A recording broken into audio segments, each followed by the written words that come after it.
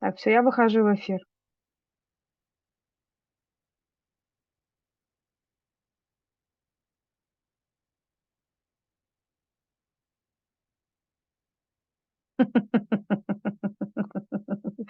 Hello, everyone. Hello, hello. Oh, I like the way it twinkles. Hi, everyone. Welcome to my first Halloween tour of the year. Hi, everyone. Hello, hello. So the chat should be fine. Please let me know if the sound is fine, uh if the video is okay. Yeah, that's a nice pumpkin. It's designed by my son. Of course, I hollowed it out. I cut the eyes and but the smile is specifically his design. He wanted the smile to be huge. Okay, that's great. Hi everyone. Hello, hello. And actually, I'm not alone here. I'm not alone.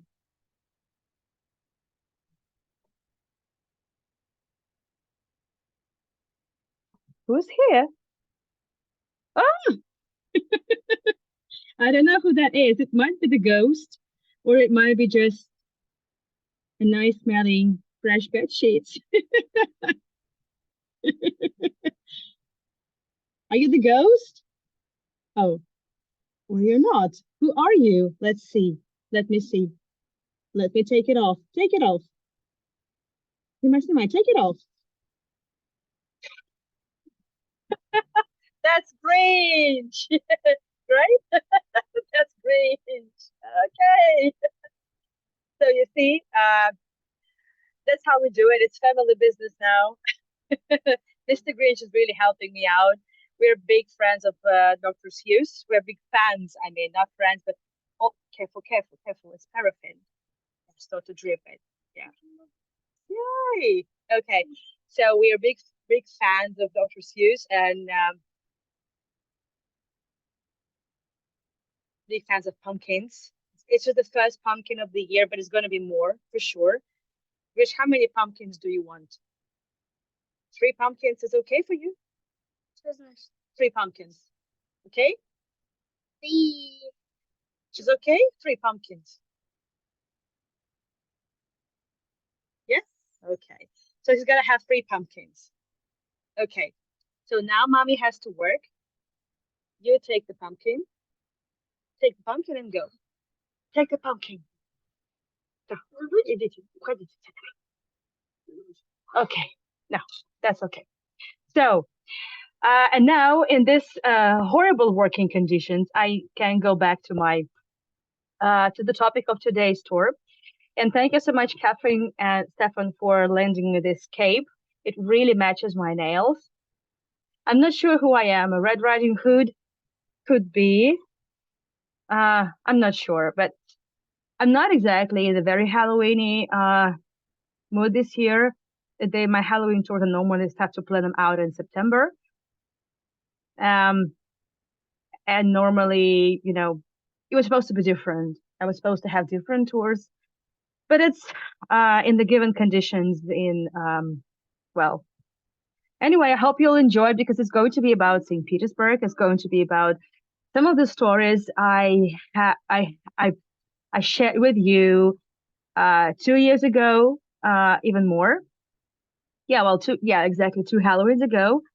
And some stories I never really shared. Some places you have seen, definitely, maybe even a couple of times. Some places have been on my actual Halloween walking tours in St. Petersburg. Uh, yeah, I did some really crazy stuff. I dressed up as a Cleopatra. I dressed up as a gypsy witch, I think, and I think as a ghost of a duchess or something like that. I remember that. So this time it's less less crazy, less inventive. But anyway, no, this pumpkin didn't have too many seeds to roast. So, well, tomorrow there's gonna be another pumpkin and one more pumpkin. So Yes, definitely we'll be roasting some and maybe some pumpkin pie. We'll see. There's not really much time for baking pies at the moment. But well, anyway, so I would like to share with you a couple of links before I actually begin. There's going to be another tour tonight. It's going to be about Saint Petersburg as well. It's going to be about the Gatineau residence, and there's going to be at least one more Halloween tour. I haven't decided yet because, well, it really depends if I find enough visuals for my tour. Because, as I said, it's not exactly the way I planned it, but because because the war started, I didn't have enough time, to go and film a few locations in Israel as I planned them to. But anyway, so just 15 minutes after this tour is over, I'll be heading to Gachina for another episode of our tours. And well, October 31st is going to be a Halloween tour about Israel. This is the tour I did last year for Halloween. I changed it a little bit. I also added up to my narrative because over the course of this year, I have learned so much more about Israel, about the traditions of like burial traditions, burial customs, and stuff like that. I actually like it. I wonder if just I don't know if Catherine could give it to me for longer than just a couple of evenings. I think I look cool in that. You're eating pumpkin spread right now. Enjoy, enjoy. Okay, so let me turn off the chat for now and start sharing the screen. Adorable hood. Thank you, Sandy. Thank you so much. Yeah, I didn't want anything scary. I didn't want a single drop of blood. It gives me shivers, Well, I think this Halloween is. I've never been really into, blood and this crazy stories on Halloween. I hate it when kids wear skeleton costumes as well. It's just my own thing. I don't mind other kids doing that, but I just don't like it. And I would have never dressed my son as a skeleton. But this year, I I just cannot. It's been tough. Yeah. Okay. So I would like to start sharing the screen. Hold on a second.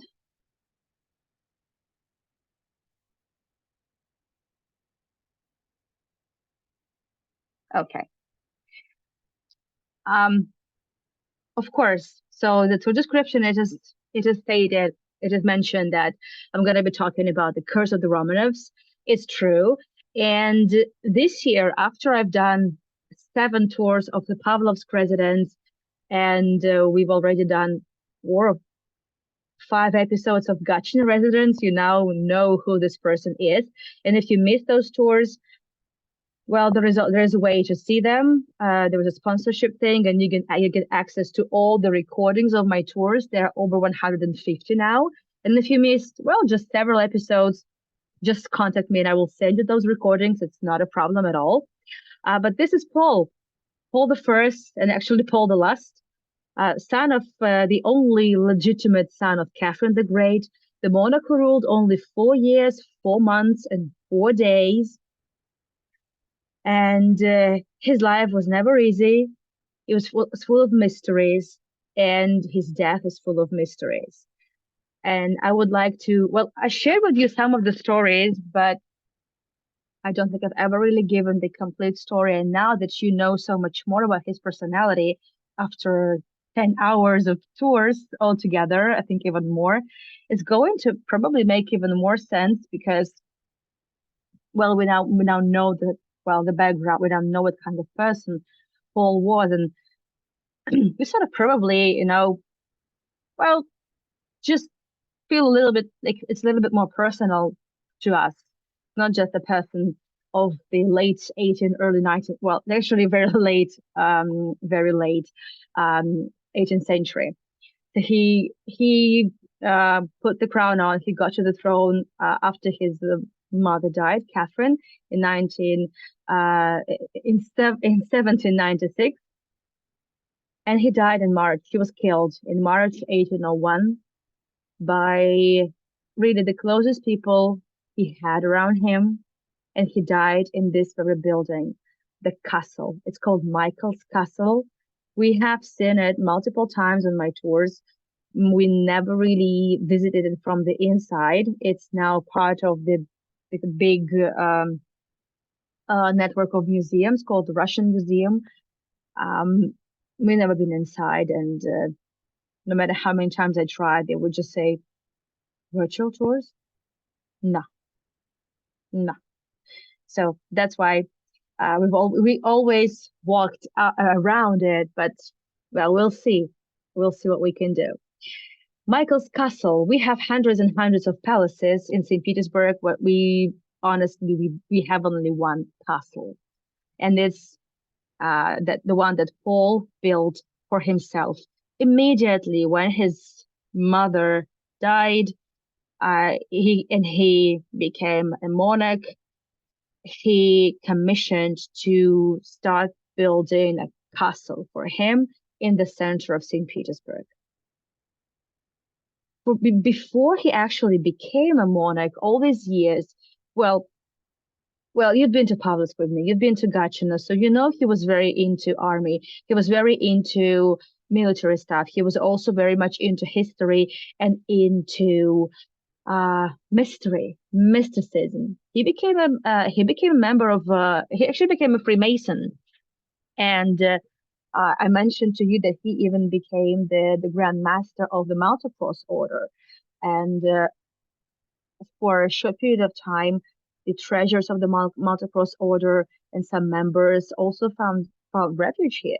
I mean, not here where I am, but in St. Petersburg. So where we are now virtually. So it's here, and we know that he never really trusted people around him, but at least he could rely on someone.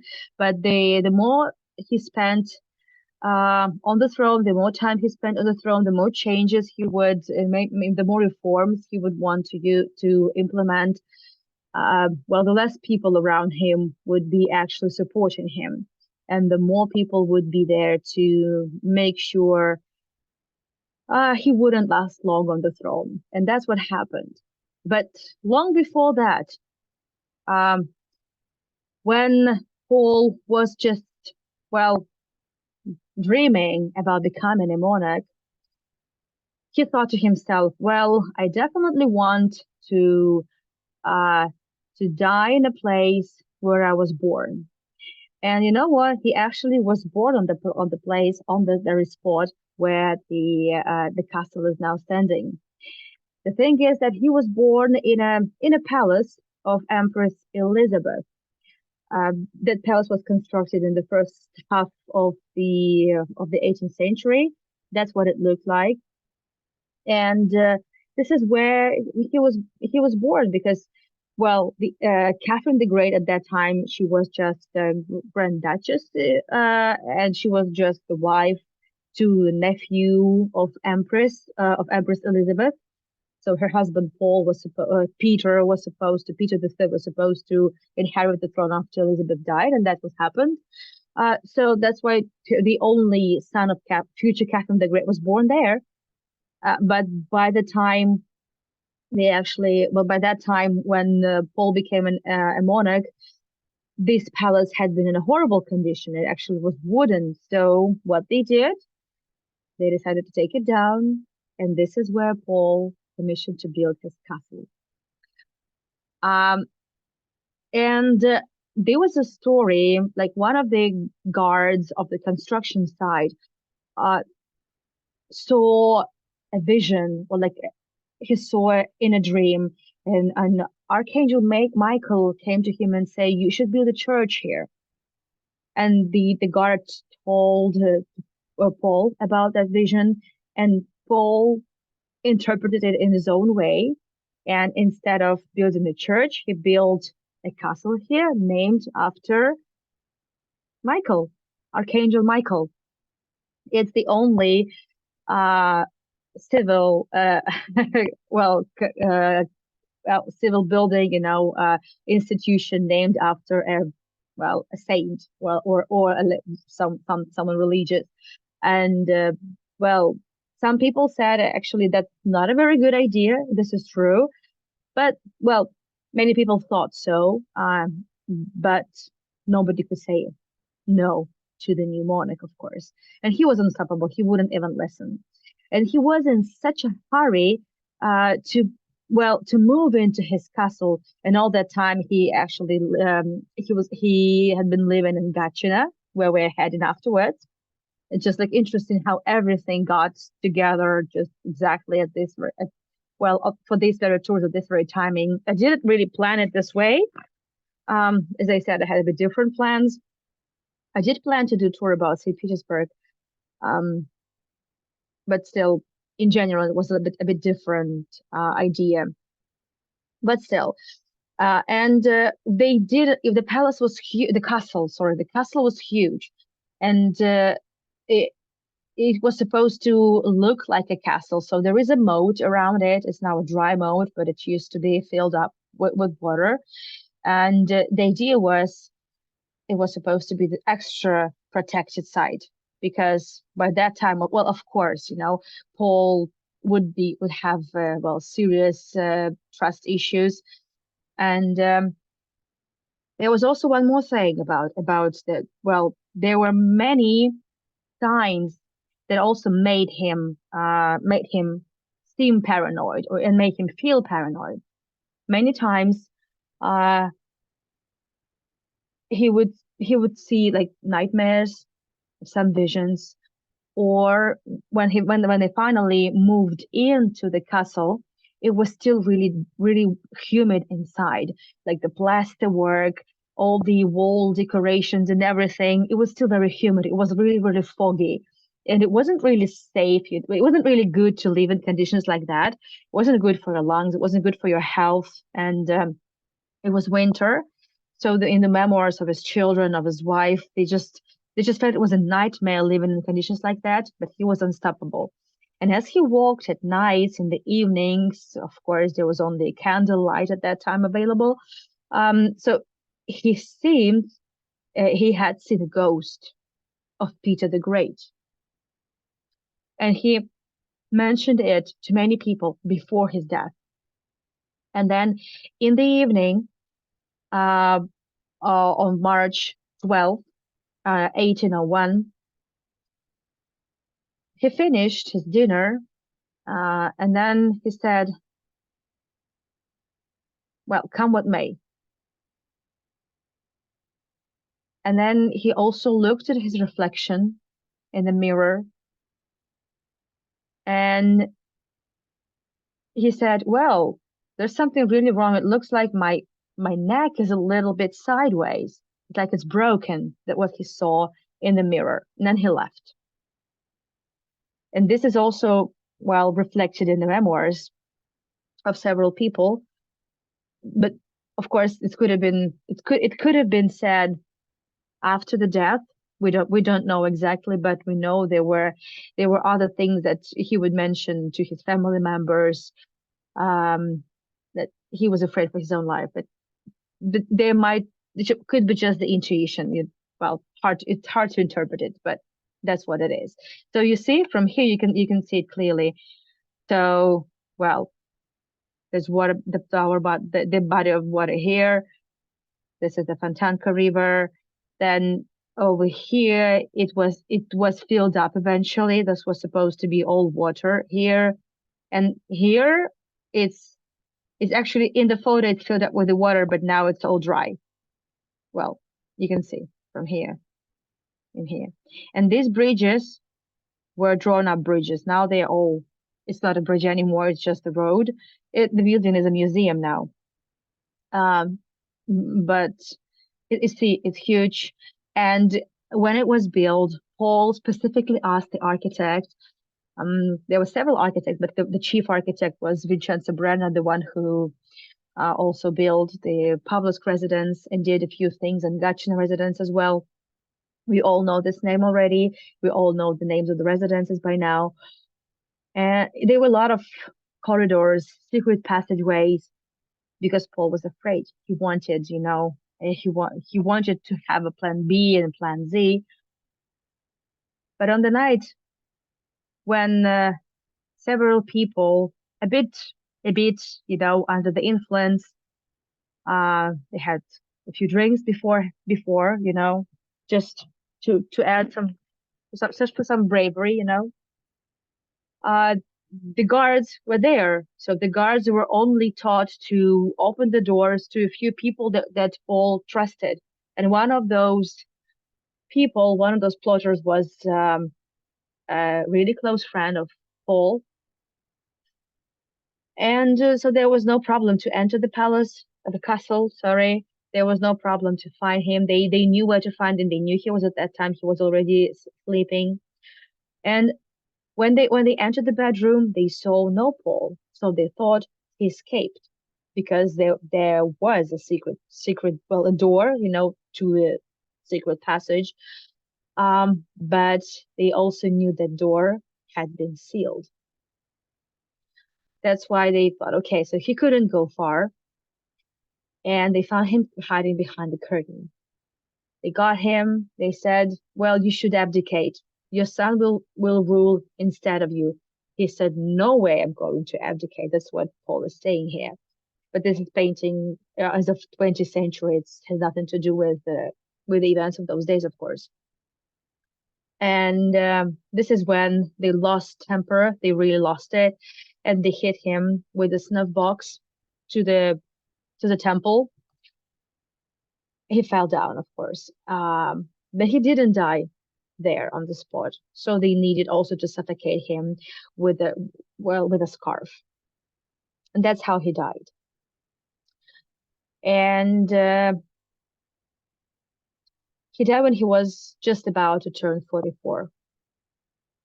There was also one more thing that while the palace was being constructed, um, a woman, well, um, her name was Ksenia Petersburgska, approached the workers, the builders. This is not her, but that's another interesting pilgrim. She was sort of a pilgrim. And she said, whoa, so she saw there were inscriptions on the castle. It's just it's just a quotation from the New Testament, and there were 44 years. And she said, the emperor would live exactly for as long as the number of letters here on the facade of the palace. And there are 44 letters, and he died when he was just about to turn 44. And so what I'm sharing with you, well, yeah, it's Halloween, so you don't want to spoil a really good story with facts, but those are facts. So what is it? What is not a fact? I always share with you. And I'm not really in the Halloween mode anyway. But there's one more person, a monk. This is not his portrait. It's just for us, to add a little bit of a just a little bit of visual aid for us. His name was Abel, and he existed. We know it in numerous documents. This person existed. He was a monk. He actually came from a rural area, which is pretty reminiscent, right? So it definitely, we're thinking of he could be just the Rasputin of the 18th or the late 18th century. But he was a monk. He did have a family, but then he left the family. The story has it that he contracted a disease, potentially like lethal disease, but he prayed and he promised to God that if he had survived, he would have devoted his entire life, to serving God. And that's what happened. So he eventually became a monk and left his family, left the mundane life, and he would just do pilgrimage all over the country. And he came to St. Petersburg. And he also, different legends tell the story a bit differently, but in a nutshell, so he approached the guards of Michael's castle and said, I need to talk to the emperor. At that time, Paul was not actually, well, like He was just became an emperor. Then they met. Why? Because he said, I have a very, very important uh, thing to tell to the emperor. And we know that Paul was very into mysteries. And this is when he said, okay, I will. He said he would see this person, he would see the monk. And we don't know, of course, what Abel told him. But it looks like, some people afterwards would, contemplate. And it really looks like Abel mm, gave him sort of a, well, pass on premonition. And what he predicted not only affected Paul's policy, but it actually affected the history of the entire Romanov dynasty. Well, we only have, I would say, well, it's not really direct proof, but it's like different memoirs, different mentions in different books. There were some books printed in the 19th century about a monk Abel who had been put into prison by Emperor Paul. So he must have told him something horrible because Paul freaked out and sent him to prison, and not just a prison, but a prison at a very distant on a very distant island in the middle of a lake. It's called Solovki, and it's a notorious prison from where not well where people would be uh, staying for 50, 60 years, where most people would never return from. Abel spent there 11 years, and then he was released. What we know also is that in the second half of the 19th century, there were several, we don't know, like writers, researchers, or maybe quasi-researchers, not exactly the researcher kind of things, well, kind of specialists, not really historians, that mentioned that Abel might have passed on the premonition, uh, and there was a letter from Paul to the descendants, to other Romanovs for the future. And we know that the letter was kept in a special box. And we know that mother to Nicholas II, Maria Feodorovna, she always had a treasure box, and she always had a small, sort of a chest with her. And in 1901, so exactly 100 years later, we know that Nicholas II with his family, they actually, they went to see, it's not Nicholas II, it's Alexander the First. So Alexander the First is son to Emperor Paul, who is believed to have been involved, who was for sure was involved with the murder of his father, but he didn't know it would end this way. So he was just supposed to he was just supposed to be he was supposed to stay alive. Paul was supposed to stay alive. He would just be proclaimed, well, an insane or something, but he was supposed to stay alive. At least that's what the plotters told Alexander, future Alexander the First. So what happened in already in the 20th century? So exactly on the day that when they commemorated Paul, the family gathered together. Nicholas II with his family came to Gatchina residence. This is where this was the place where they like to get together. Summertime at that point, already summertime, and many people that were around at that time, ladies in waiting, valets, other people. They said that Nicholas and Alexandra went to a very special room with that chest, with that small, like a chest, a box or something, and they were in a like, in a good mood. But then as they returned, they were pale, somber, and didn't say a word.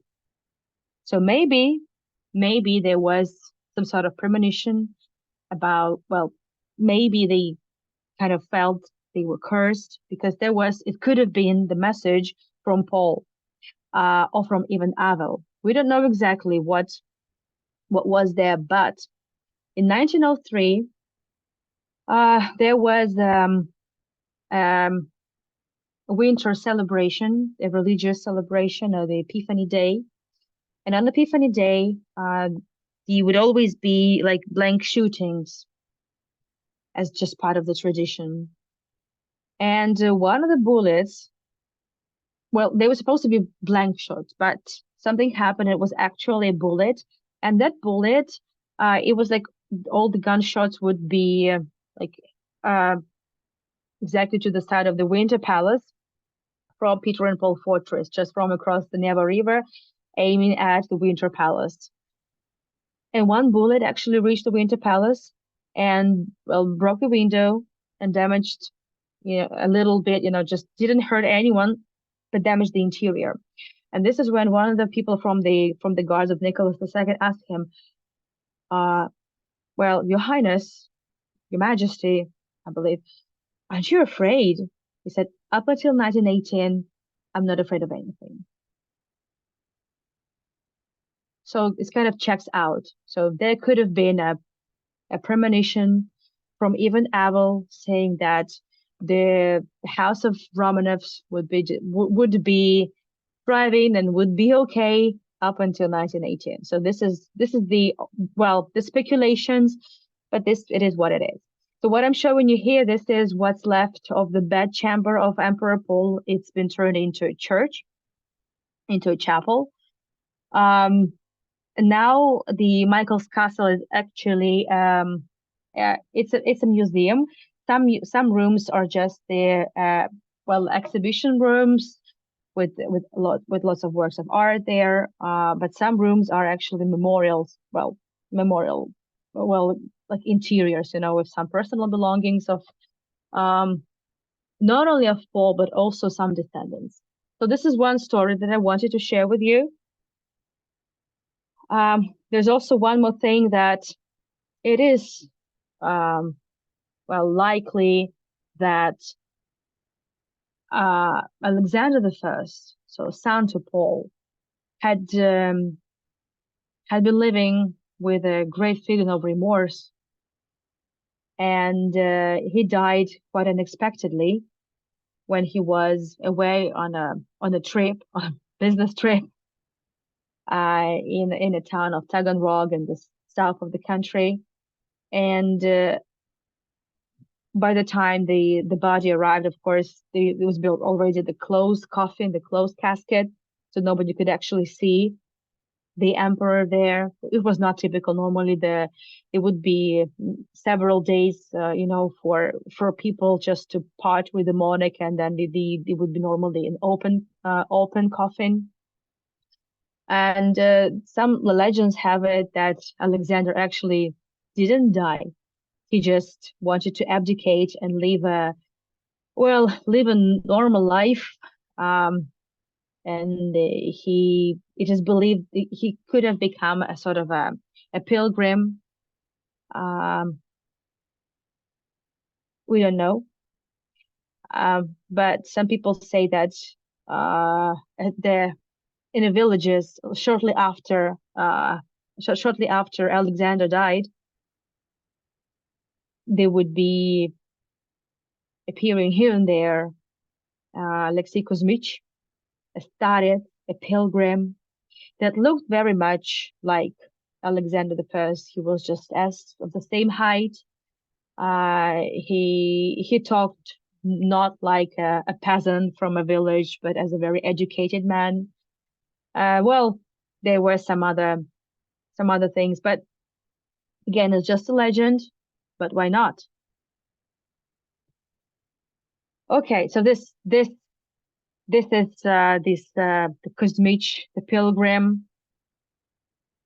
When he died, and he was buried in the Siberian town of Tomsk, there is a grave there. Well, like it's written, it's there. It's just a pilgrim.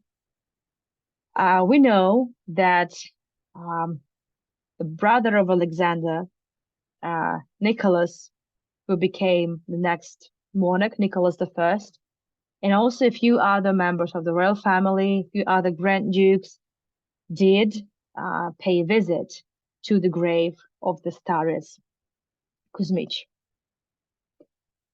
Why would they do that? Why would they travel this far? So this is Nicholas I. So why would they travel this far to just pay tribute to, I don't know, to no one, to just the Starets? There were many Starets at that time. There were many pilgrims. They just travel from town to town, from church to church, from monastery to monastery. Why him exactly? So we don't know. But again, so this that's how the also Nicholas II could have been affected, could have been connected, and could have felt sort of cursed. It, we don't know. We don't think that Avril actually cursed them. The pilgrims normally do not curse anyone. Don't cast spells on anyone. Well, but it could also explain a lot of fatalism in Nicholas and well, his not really willingness to change anything in the country, and like he was flaccid. Some people would say, like his contemporaries would say, like he was really slow in reacting. It looked like he felt everything was futile and there was no need for the changes. Like it wouldn't really change anything. This is true. So there was something a bit fatalistic about Nicholas II and his attitude to anything. Maybe that's why he wasn't really willing to do any, well, just wasn't really welcoming any changes. He didn't want to change much. Hard to say. So I'm just speculating, of course, at this time, but still, okay. So now let's talk about something else. So it's a completely different subject. See these things here, these constructions, they are, well, these sculptures, they are the sphinxes. So the next thing I'm going to talk about is the sphinxes. The first sphinxes came to Saint Petersburg in the 18th century. They would be with a very rich family, the Stroganov family. I'm sure you know the Stroganovs.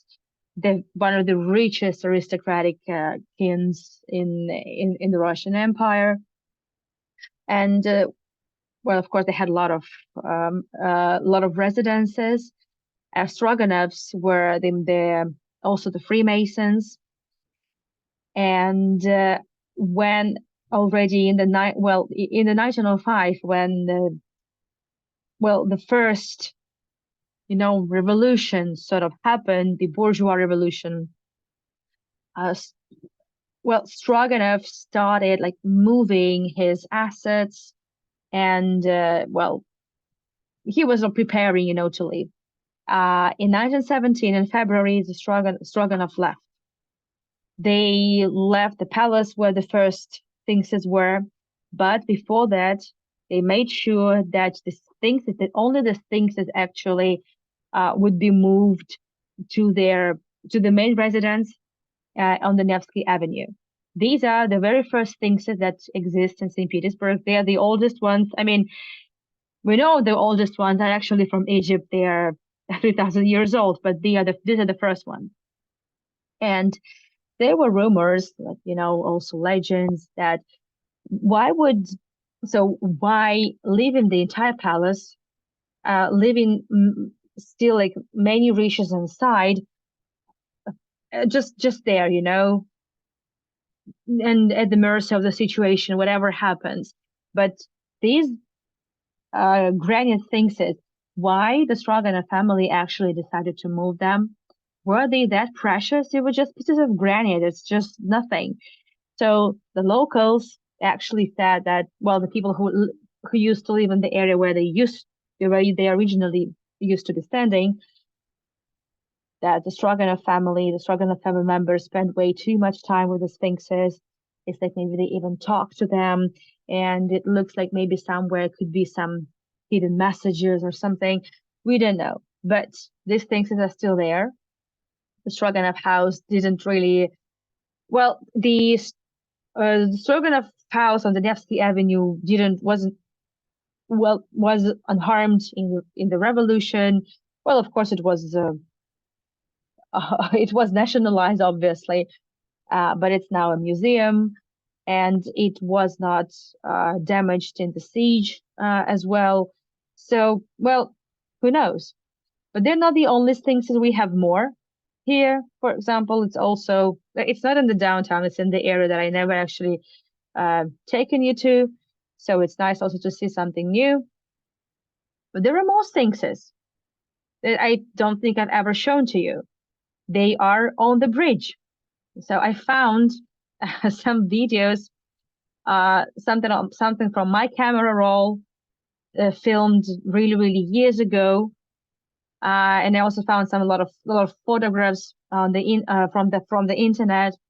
And look what I have. So this is the Egyptian bridge in Saint Petersburg. There is an obelisk, and there is the Sphinx. Well, there are four Sphinxes. The bridge originally was constructed in 1826, and it was a suspension bridge. And it was, well, by that time already, like in let's say in the starting from the second half of the 19th century, there would be many, like Egyptomania would be all over the Russian Empire. This trend was picked up in Europe after Napoleon's invasion into Egypt, and after which Napoleon actually came to the Holy Land. So, like, there's more and more connections, I'm making as a I'm not in Israel now, but so while I'm in Israel, so many things actually. I get so many more dots connected about everything, about my entire knowledge of world history and in my country's history. Um, just amazing how it works. Honestly, everything is so interconnected. That's why, like, what's happening nowadays, I find it absolutely macabre, really. So this is what the bridge looked like, a suspension bridge. So now it's just a normal bridge. There's no really any suspension. It's just, but that time it was really hanging in the air. Legend has it that around the Egyptian bridge, there lived a woman. Her name was Maria, and she knew that this bridge is in the area where a lot of like headquarters of different army regiments used to be quartered, and she saw many like soldiers and officers marching from one shore of the Fontanka River to the other, and she didn't like the soldiers because, well, somebody would say that her fiance who was an army officer just uh broke up with her, and since then she would hate all the officers, all the army people. And one day there were two from the both sides of the bridge. There were, well, several dozens of like soldiers and officers marching with the horses. And when they were on the bridge collapsed. Uh, well, a few horses died. Uh, well, some people got a frostbite, but they survived. But it was still a big issue in the city. From then on, they actually would use different approach to construction suspension bridge, and then there would be a very few more suspension bridges actually constructed because, well, originally they thought it could be because of the just sort of resonance, but we don't know. We actually don't know because the bridge, well, there was thoroughly inspected, scrutinized after it collapsed. Everything was scrutinized, and they couldn't actually find the reason why the bridge collapsed. There are more sphinxes in the city. Some of them are actually pretty new. Some of them are copies of the old sphinxes. Well, we just like sphinxes. What can I say? We just like them. And from there were several more sphinxes in other aristocratic residences, and then they would be in the Soviet time. They would not be destroyed, but you see, so there is a kid, Soviet times, just having his fun uh, on a sphinx. Some sphinxes would be moved to parks, well, just a decoration in the park. It's good they were not destroyed, and I don't see it as an act of vandalism here, more like act of having fun. Um, Pretty innocent, I would say. But these sphinxes are a bit different. This area, I only taken you once when I did my another episode of my Revolution series, when I took you to Finland railway station, where Vladimir Lenin arrived in the 19 in April 1917. But I'm not talking about revolution at the moment. I'm talking about the sphinxes. And not far from that area, industrial area, is a prison. It's called Christi process. And this prison is like notorious for really harsh conditions. It was very big, all kind of criminals and felons who were kept there. And from across the river, um, stands, well, stand these actually two sphinxes. All the sphinxes are actually paired in St. Petersburg. I don't know why, but if they were two, 4, 6, and these things look very different. They are modern. They were made by a modern Russian artist, Mikhail Shemakin. We mentioned him actually a couple of times. He is the author of the monument to Peter the Great in Peter Fortress. They're, I would say, pretty asymmetric and, well, definitely with some artist vision added to the portrayal of Peter the Great. I'm sure you remember him. You remember the way the monument looks, and these things that they look pretty scary. And these things is basically show the dual nature of St. Petersburg. On the one hand, well, we have so much gorgeous architecture, so much beauty in it, so much history, but big part of this history is actually scary. And now in the context of the modern day situation, when Russia for over a year and a half has been waging war in Ukraine and supporting a terrorist organization and all these things, is just it just proves the point. So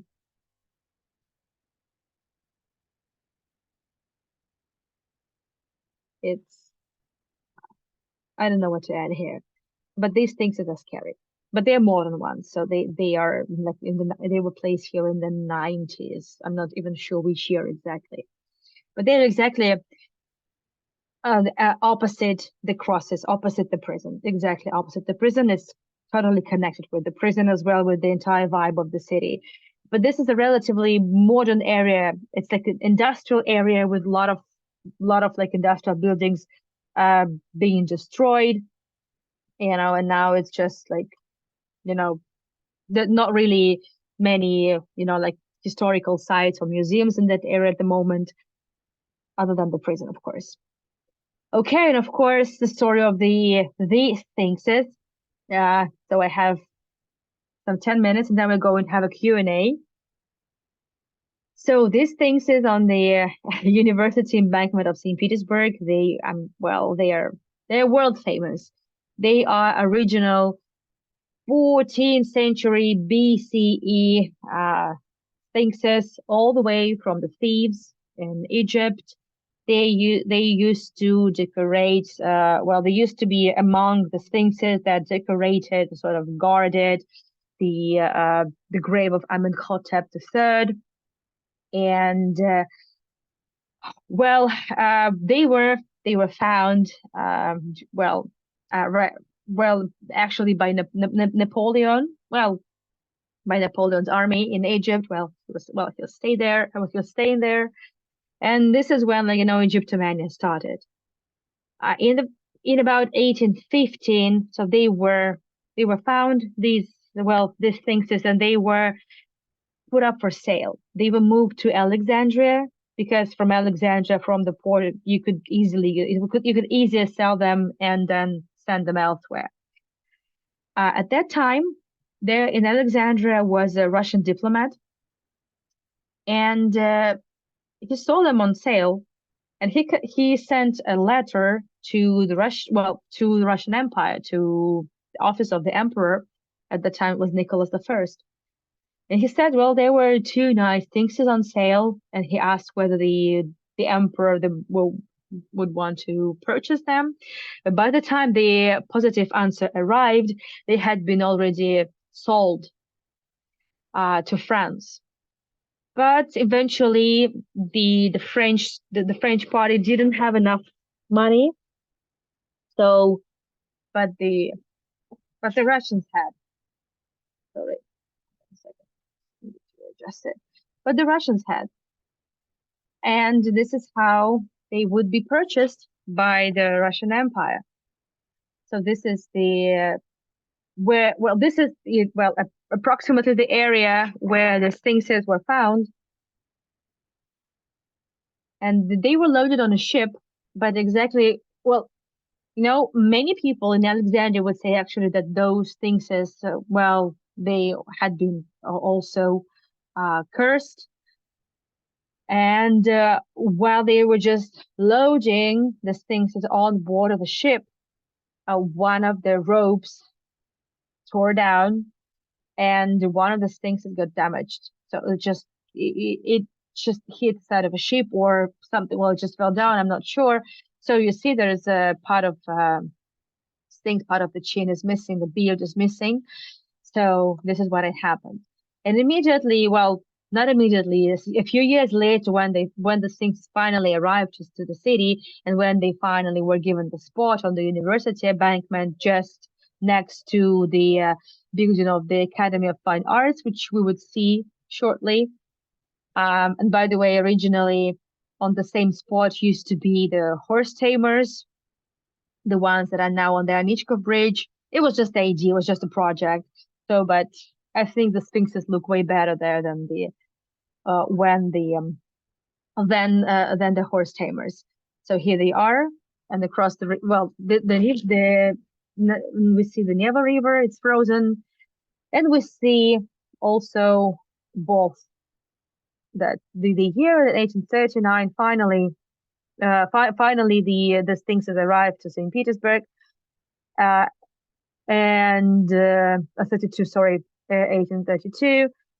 They came from ancient Thebes to the city of Saint Peter, and there are a lot of inscriptions in hieroglyphs. So once they were placed there, people started spreading the rumors that these creatures actually look different at night, that their faces change. People started seeing sort of a green, on the faces of the sphinxes after the sunset. Like optical illusions could be, but you never know. And then, for some reason, the number of suicides in that area doubled. Well, there have always been suicides in St. Petersburg. So it doubled, and then it tripled, and there would be a special police patrol in that area just to make sure this wouldn't happen this often. And then in around 1900, a tourist from Europe arrived, and he would just check in the hotel, and the same day, and then every day, he would be going on foot around the Nevsky Avenue, not really dropping by cafes, not really dropping by museums. He never visited the Hermitage. Like, really? A tourist, but never really interested in the Hermitage? That's weird. The only thing he did is that he would come to the Sphinxes and sit there all day long. And one day he just didn't show up in the hotel. And then the second day he wasn't there. So they were, like they said, looking for him. And then so just really the next day his body was taken from the water. He drowned in the locked pockets, of his garments. Police found a notebook with what seemed to be the sketches. Well, they couldn't really tell. They found in his hotel room. They also found several sketchbooks with the sketches of the sphinxes with some inscriptions in hieroglyphs, not in Arabic, but in hieroglyphs. And later on, so when they actually looked at the face uh, um, of the drowned Egyptian tourist, they actually saw that his face was just like the face of the Sphinx. Oh, this is the Academy of Fine Arts, by the way.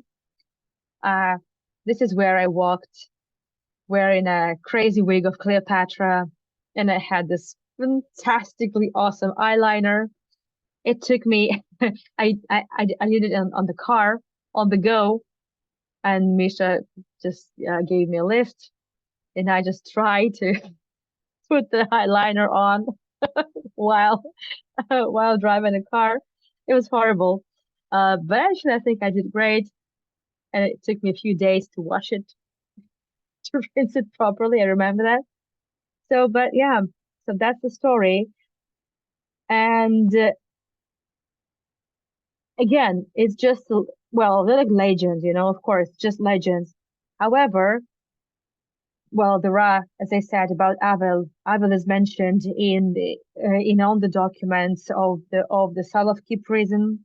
Avel is mentioned in many memoirs of contemporaries of Paul, and then in documents, of course, issued and like some researchers issued in later time. But of course, you can't really trust the anything about premonitions that will be published after a certain thing had already happened. Obviously, you can do that. So, but this person existed, and well, many things from here and there they would kind of check. So hard to say. And speaking of this mysterious visitor from Egypt, there are documents in police, his documents, and like in the hotel. There was actually there was even like um, um, news reports in several newspapers. There was a reporter who tried to find out more about this person. There's nothing really about him. Looks like his document, like he has fake ID. They couldn't find any information on him. It's like he came from nowhere. They couldn't reach out to anyone back from where he came from. It's like fake ID. So he could have been from anywhere. And in his room, they found actually nothing but the sketchbooks, a suitcase, nothing else. So is that the person from nowhere then disappeared? Why did he drown? Was he pushed into the water? Was he killed? No idea. So, but yeah. Okay. Q&A. Let me turn the chat back on. So if you look in the chat, you actually don't need to scroll way too far. Let me see. So I've just shared with you the links to my next tour that is to start in 15 minutes from now. It's the next episode of Gatchina Residence. I just mentioned Gatchin in connection with Peter the Great. Peter, not Peter the Great. Well, but Paul the First, and then Nicholas the First. Today we'll be focusing on Nicholas the First and Gatchina, some of his some of his interiors. A little bit more about Alexander the Third, the father to Nicholas the Second. So if you have any questions, please feel free to send them in. My next tour of my next Halloween tour is on Tuesday. Sorry, I forgot to turn the chat on. So now it's on. Sorry. Um, so I'm taking you to Israel virtually with a pre-recorded tour of a cemetery hewn, completely hewn in limestone, in the caves. And I will see if I have time. I will be able to schedule one more Halloween tour. We'll see. I will let you know. Oh, Jalil, I'm so happy. I'm so happy that I brought back some good memories. I hope, I hope I will be able to revisit. Oh, and you hoping to go back to revisit soon. Well, that's great. I'm jealous. When those things were built or brought from somewhere, were they positioned facing a specific geographic direction to the port? No, really, nothing like that. It was just the decision of the city authority, decision of basically the monarch. No, there was nothing about the direction. There was nothing about, any astronomy behind it or any mysticism. No, it was just so trendy, Egyptian thing was just so trendy. Every aristocrat wanted to have an Egyptian room or an Egyptian hall or something Egyptian in their garden because it was a trend, because it was so nice, so fashionable, and like if you're a fully fledged aristocrat and you really, want to want to match the strict requirements, otherwise you're just not as cool as the others. So you would want to have, of course, you would want to have your Egyptian room or whatever.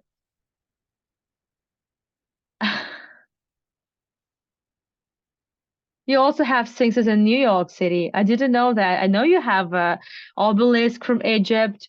I know, like, not in New York, but just in general. I know, of course, many things, but yeah, Egyptian motifs in the cemeteries. Oh, okay.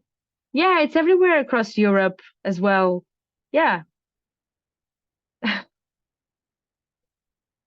Thank you so much, Mary. Thank you. Thank you, Joanne. I also understand that many of you did not watch my tours at that time. You didn't know about my tours. So I thought it would be nice to remember something and also add something new. And since I'm doing this uh, weekly city tours of St. Petersburg, trying to, like connect various areas, and just, put it on the map and get the dots connected about here and there. And so I was thinking this would be a nice way also to add a little bit of information, because I never really have enough time to share everything, and there's no need like to pour out everything on you. So I think it's just a, nice way to sort of add a little bit more, add a little twist to the story, just a little bit more here, a little bit more there. Yeah. But of course, we should, well, treat it with a grain of salt, this type of stories, but it's Halloween time. So, I mean, there's definitely something to all those stories. And my hood, oh, I might actually wear it on my second tour. That is in 12 minutes from now. We'll see. And it's much warmer with this cape. Thank you so much, everyone. So, my schedule. On my website, there's a lot more. Hopefully, I'll be able to schedule another premiere about Israel, because I have a lot of pre-recorded content maybe in a week's time. I'm also currently working on my first virtual tour of Amsterdam in connection with Peter the Great, of course. And Misha, my husband, who also happens to be my colleague, is now working on his own project, because he always wanted to do a project, like on how multicultural and cosmopolitan Saint Petersburg was at the times of the Russian Empire. And well, he just now has a carte blanche. So he is researching now on the like Dutch heritage in St. Petersburg, and he's found so much interesting information, really. So I can't really wait for him to share it with you. The his tours are also going to be featured on my website, so you'll be able to find these tours on the calendar, the Google Calendar that we are all using. So thank you so much, everyone, for your interest in the subject. Thank you so much for your PayPals, for your buy me a coffees. Thank you so much for the support. Thank you.